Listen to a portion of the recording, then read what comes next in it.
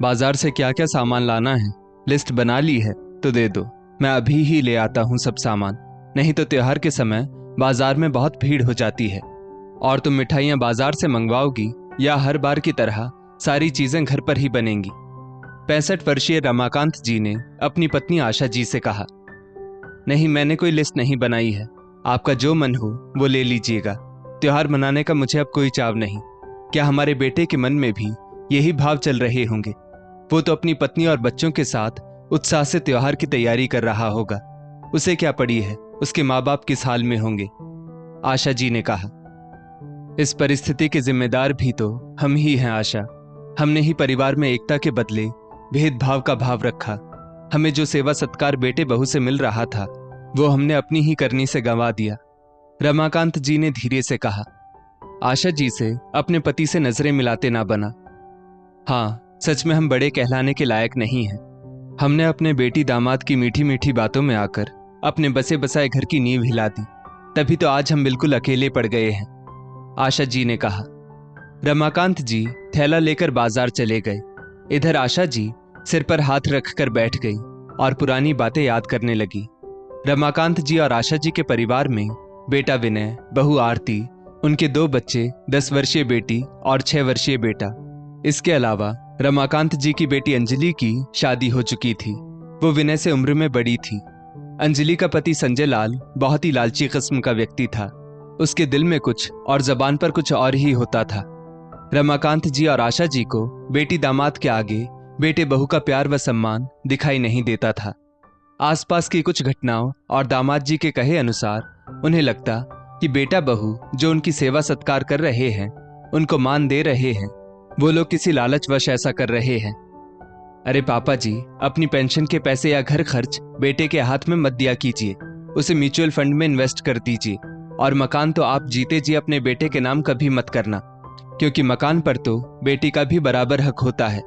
वैसे हमें अपना कोई हक नहीं चाहिए और ना ही किसी बात का हमें लालच है।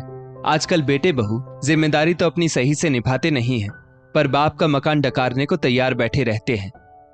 पापा जी, भगवान ना करे कल को आपको कुछ हो गया तो ये आपकी बहू माँ जी का जीना मुश्किल कर देगी। मकान पर पूरा कब्जा करके बैठ जाएगी। माँ जी को वृद्धाश्रम भेज देगी। एक एक पाई के लिए आप लोगों को तरसा दिया जाएगा।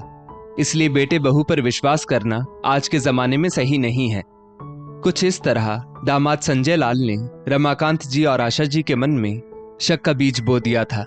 कान के कच्चे दोनों पति पत्नी को अपने ही बेटा बहू की हर गतिविधि में षड्यंत्र नजर आने लगा। विनय, तुम्हारी बहन अंजलि और दामाद जी की शादी की सालगिरह पर हम उन्हें नया टीवी गिफ्ट कर देते हैं। अंजलि कह रही थी उनका टीवी बार बार खराब हो रहा है, रिपेयर करवाने में भी काफी पैसा खर्च हो रहा है, तो हम उनकी मैरिज एनिवर्सरी पर टीवी ही उन्हें गिफ्ट कर देते हैं, रमाकांत जी ने कहा। पर पापा, टीवी में तो कम से कम 50-60 हजार रुपए लग ही जाएंगे। क्या इतना महंगा गिफ्ट देना जरूरी है?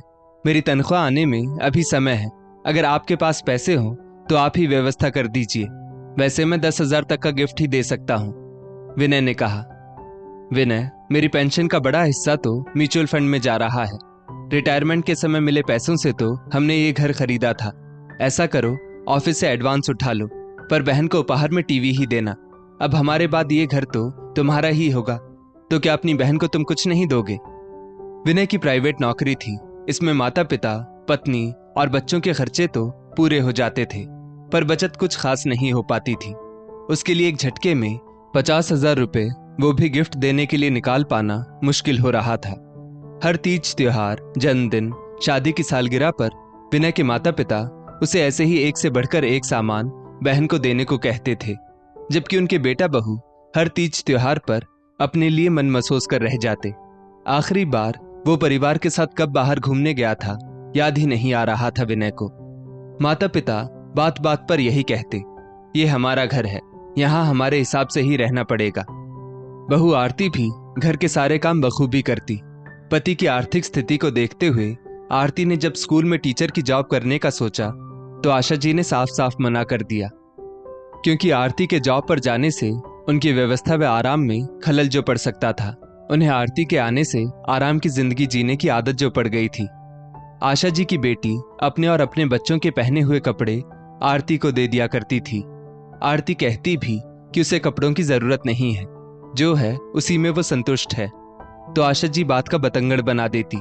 अरे ननद होकर भी वो तुम लोगों के बारे में इतना सोचती है और तुम अपनी अकड़ लिए बैठी हो। ननद का प्यार समझकर आरती कपड़े ले लेती, लेकिन जब आशा जी उसे अपने और बच्चों के लिए दूसरे नए कपड़े खरीदने से रोकती तब उसे जरूर बुरा लगता।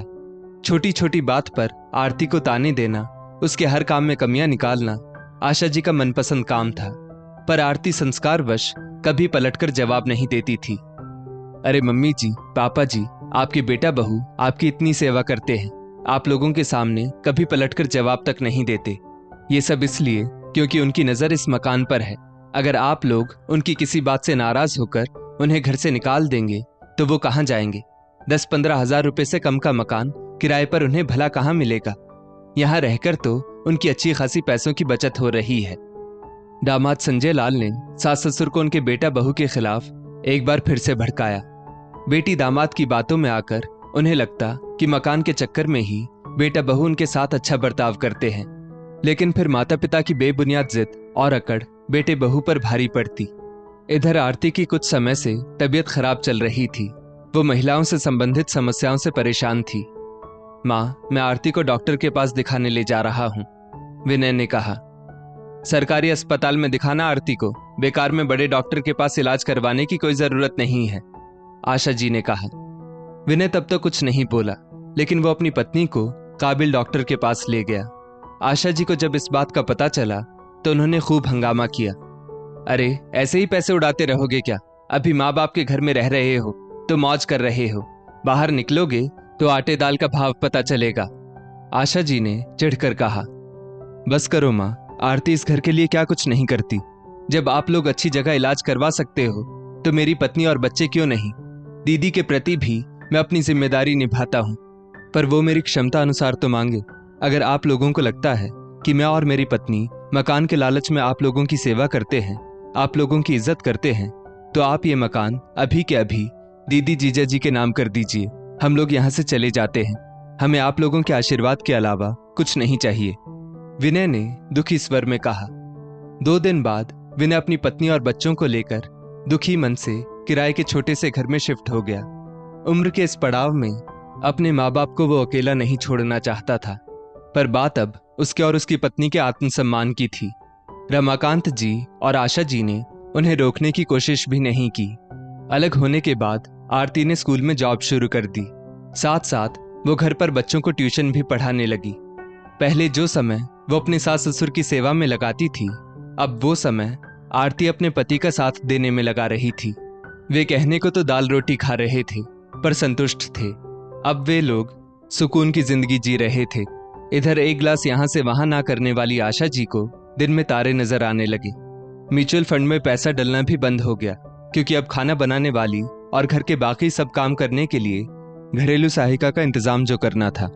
बेटी ने भी माता पिता का कोई सहयोग नहीं किया, बल्कि बेटी दामाद तो अभी भी गर्म लोहे पर हथौड़ा मारने को तैयार बैठे थे। देखिए कितने एहसान फरामोश निकले आपके बेटा बहू, अकेला छोड़कर चले गए आपको। ऐसा कीजिए, आप लोग हमारे घर चलिए, मैं आप लोगों का पूरा ध्यान रखूंगा। मैं आपके इस फ्लैट को अपना ऑफिस बना लेता हूँ। आप लोग तो जानते हैं मेरा ट्रैवल एजेंट का काम है। काफी समय से मैं अच्छी जगह पर अपने लिए ऑफिस ढूंढ ही रहा था। दामाद संजय लाल ने रमाकांत जी को बहलाया। रमाकांत जी और आशा जी को बेटी दामाद की बात सही लगी। रमाकांत जी वो मकान दामाद के नाम करने ही वाले थे कि एक रोज उन्होंने दामाद के मन का काला सच सुन लिया। अरे मेरे सास ससुर पूरी तरह से मेरे झांसे में आ चुके हैं। अब ये पॉश इलाके का 2 BHK का फ्लैट मेरे नाम हो जाएगा। फिर मैं इन दोनों बूढ़े बुढ़िया को वृद्धाश्रम की हवा खिलाऊंगा। संजय लाल अपने किसी दोस्त से फोन पर बात कर रहा था। रमाकांत जी ने दामाद की सच्चाई जानते हुए भी अनजान बनते हुए कहा, दामाद जी, हम यहीं रहना चाहते हैं, अपने घर पर। हम आपके साथ आपके घर नहीं जाएंगे। लोग क्या कहेंगे? माँ बाप बेटी के घर जाकर पड़े हैं। अगर हमें किसी चीज की जरूरत हुई तो हम आपसे जरूर कहेंगे। आप तो हमारे बेटे समान हो। बेटी दामाद ने बहुत कहा, पर फिर भी रमाकांत जी उनके साथ चलने को राजी नहीं हुए। तब से दामाद जी के व्यवहार में उनके प्रति रूखापन आ गया। इस बात के बाद ना ही उनके दामाद ने कभी उन्हें फोन किया, ना उनका हालचाल पूछा। जैसे तैसे आशा जी घर चला रही थी। बेटे बहू के जाने के बाद दिवाली का त्योहार पड़ा। दोनों पति पत्नी का मन बहुत उदास था। गलती तो उनसे हो चुकी थी जो उन्होंने अपने बेटे बहू के ऊपर विश्वास नहीं किया। दिवाली के त्योहार के दिन आशा जी के दरवाजे पर दस्तक होती है। आशा जी ने दरवाजा खोला तो देखा उनके बेटा बहू बच्चों समेत खड़े थे। माँ जी, दिवाली के त्योहार पर हम आप लोगों को अकेला कैसे छोड़ सकते हैं? हम आपके साथ त्योहार मनाने आए हैं, आरती ने कहा। बहू, हमें माफ कर दो। हमने तुम लोगों को हमेशा गलत समझा। बेटी के मोह में बेटे को पराया कर दिया। अब तुम लोग हमेशा के लिए इसी घर में हमारे साथ रहो, आशा जी ने कहा। नहीं माँ, अब ये संभव नहीं है। मैंने जो अपना आत्मसम्मान पाया है उसे मैं अब बिखरने नहीं दूंगा। हम दूर रहकर भी साथ रहेंगे। सुख दुख में हम हमेशा आपके साथ रहेंगे, बेटे विनय ने कहा। आशा जी और रमाकांत जी को इसी बात की तसल्ली हुई कि बेटे बहू ने दूर रहकर भी दिल से उनका साथ नहीं छोड़ा। दोस्तों, हर बेटा बहू बुरे नहीं होते। परिवार में तालमेल और एकता बनाए रखने में बड़े बुजुर्गों का बहुत बड़ा योगदान होता है। बेटा बहू लायक हैं तो उनकी कदर कीजिए, क्योंकि अच्छे माँ बाप लगभग हर बेटे के पास होते हैं, लेकिन अच्छा बेटा हर एक माँ बाप के पास हो ये जरूरी नहीं। इस स्टोरी को लेकर आपकी क्या राय है नीचे कमेंट करके जरूर बताइएगा, और ऐसी ही और भी बेहतरीन वीडियोस के लिए हमारा पेज जरूर फॉलो करें। धन्यवाद।